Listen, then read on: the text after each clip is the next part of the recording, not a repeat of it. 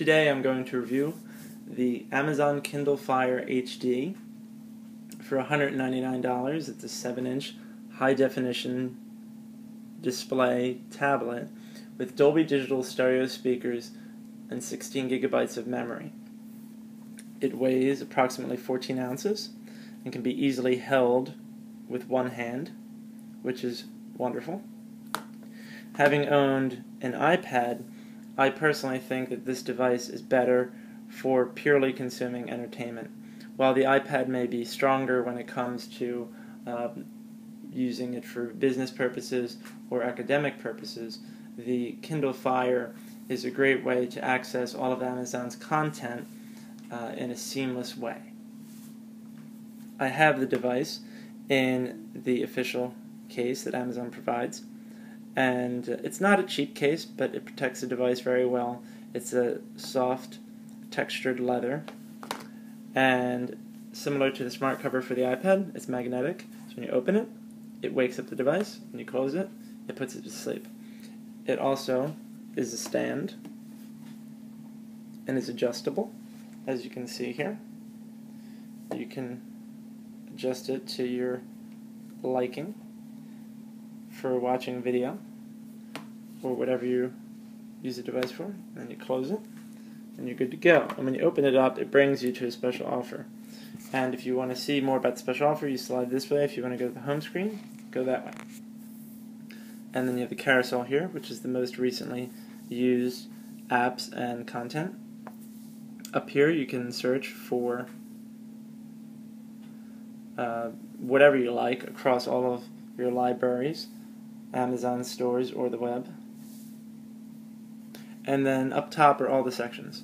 So you have Shop, which brings you to a section where you can search for content to buy, rent, or download across all of Amazon's stores.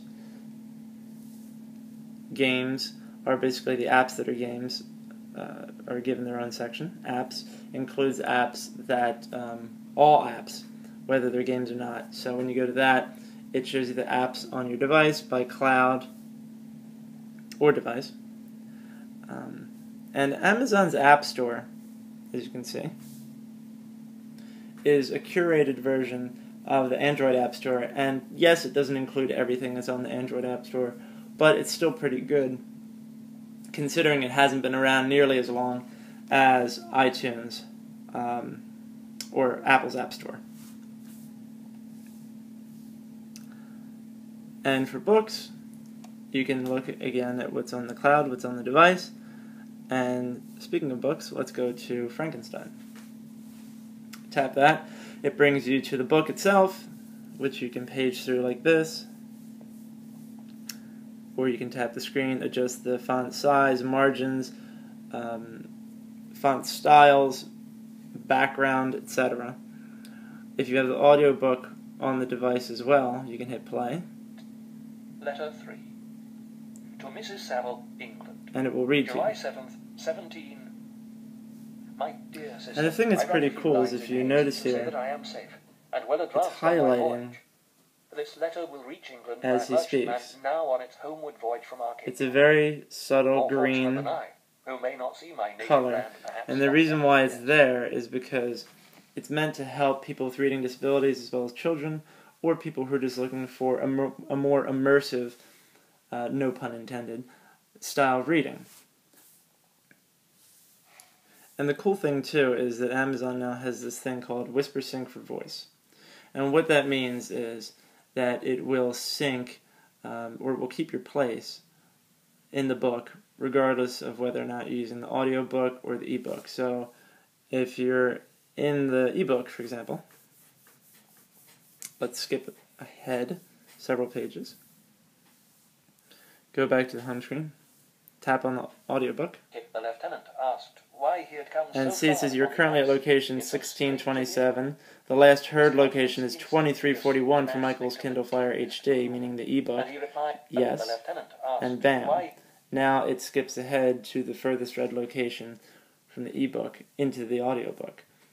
And it's basically a great way for you to read faster, because now you can read while you're cooking, while you're doing the dishes, whatever. You can be listening to the audiobook, and when you want to sit down and physically look at a book and read it, you can go back to the ebook. So for Amazon, it's a win because they get people to read more, and it's also a great way for people to buy more because they're consuming content at a quicker pace. Under the music section, you can access content that's on the cloud of the device. For example, let's tap on this album here that's on the cloud, and if you want to play the song, just tap it.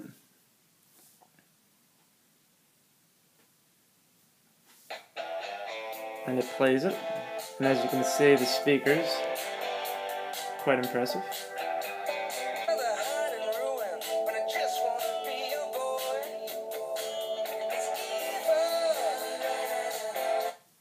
And then you can go back. And for videos, when you tap it, it brings you to the Amazon Video Store. So you can see all the content that's available. Prime Instant videos, your watch list, things that you've added there, as well as you can resume where you left off in certain programs, movies, TV shows, etc. You can obviously go to your library as well. But let's go to a movie in the video store so I can show you the new X-Ray feature, which is pretty cool. Let's go to Iron Man 2. And it brings you to the screen where you can either watch the trailer or you can hit watch now. It's an HD film, which will show off the high definition display. And just like that, the film starts up. Let's speed ahead a little bit. Tap the screen, you can view the movie, or let's say you're like, who's that guy? You can pause it, and it shows you all of the actors that are in this scene. Obviously, that's Robert Downey Jr. Tap him. Brings you to his IMDb profile with his biography, other films he's been in. You can tap Sherlock Holmes here, add it to your watch list, watch it later. Then you can X out of it and go back to enjoying the film. His son Ivan, who is also a physicist, was convicted of selling Soviet-era, which is a really nice feature because there are many times I know I've gone through it where I'm watching something, I recognize someone, and I have no idea who they are. So this X-ray feature is a great way to bring that to light. Newsstand is newspapers and magazines. Audiobooks, as I mentioned, Audible is now integrated into the device instead of being its own app. And with the Whispersync for voice, audiobooks are really going to become a bigger part of the reading experience than ever before. Web is Amazon's Silk browser, which is, okay. It's not fantastic. It gets the job done, but it's a little laggy. It's not nearly as good as Safari. I mean, as you can see, it loads at a decent clip. The one thing that's cool about it is from the settings, you can select whether or not you view the desktop versions of websites or the mobile versions of websites, or you just let the website decide automatically for you what you're going to view. I set it up for desktop views because I'm not a fan of mobile sites. I think they're pretty restrictive and not that great. So that's why I set it up automatically to display the desktop version. As you can see, it's pretty good. You can zoom in, or you can do this, tap these glasses here, and it's almost like Apple's Reader, where you can look at the text without all the clutter in the way, which is a great way to read the content in a much easier way. And then you can have photos where the way that works is you can basically sync up your Facebook photos with the cloud, and then you can access them on your device. You can email them to people, you can download them to the device physically, pinch to zoom, all that good stuff. You can email yourself documents, and you can look at the current offers that are available right here, which is a good way to see if you missed anything. So overall, I think this is a fantastic device and a great way for you to have access to all of Amazon's services. And at $199, you can't beat the high definition screen, which is beautiful. as well as the Dolby Digital speakers, which are the best I've ever heard on a device. One other thing to point out is down here is the star, which has all of your favorites, so you can add applications to this area so you can quickly access them. So Amazon, really, they've done a great job of upgrading the original Kindle Fire with the Fire HD. Later in the year, they're going to be coming out with the 8.9-inch screen size. For me, 7 inches is more than enough. I have an iPad, and I think it's a little too big to hold with one hand, and it's too heavy.